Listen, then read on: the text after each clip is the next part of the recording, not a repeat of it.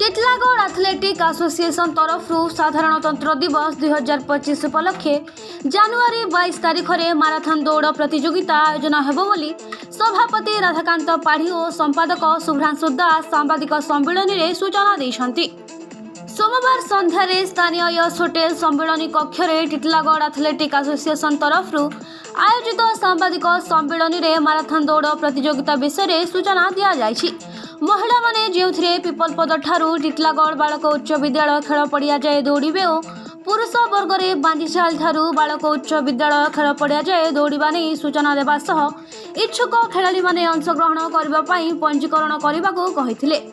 एही सांबादिक सम्मेलन में एसोसिएशन पद्मनाभ बेहेरा, संतोष प्रधान, दीपक समादार, जनार्दन होता प्रमुख उपस्थित रही।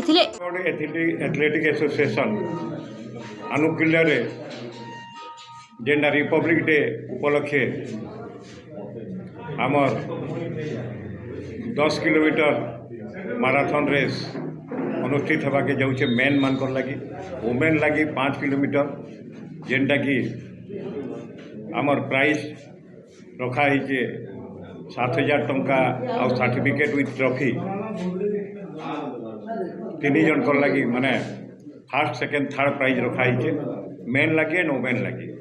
और से दिन आमर मुख्य अतिथि हिसाब रे आमर स्थानीय विधायक नवीन जैन मेन फ्लैग देखिकी आरंभ कराबे।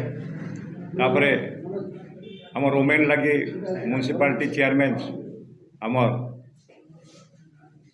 जेन अच्छन से करबे आउ सब कलेक्टर जेहेतु एक्स ऑफिशियो प्रेसिडेंट आमर एथलेटिक एसोसिएशन तथा आमर सभापति राधाकांत पाढ़ी सभ्य समस्ते उपस्थित रही कार्यक्रम आरंभ कर बांजीजाल मेन रोटा आरंभ कर सेन आमर आसला परे हाईस्कूल पड़िया गोटे मीटिंग व्यवस्था कराई जेनटा कि जेन माने कंप्लीट करबे से कंप्लीशन सर्टिफिकेट दिया आउ फर्स्ट सेकेंड थर्ड प्राइज जेनटा मेन एंड ओपन रखाई सेटा रिपब्लिक डे रे सब कलेक्टर द्वारा सेटा हमें देवार व्यवस्था रखी।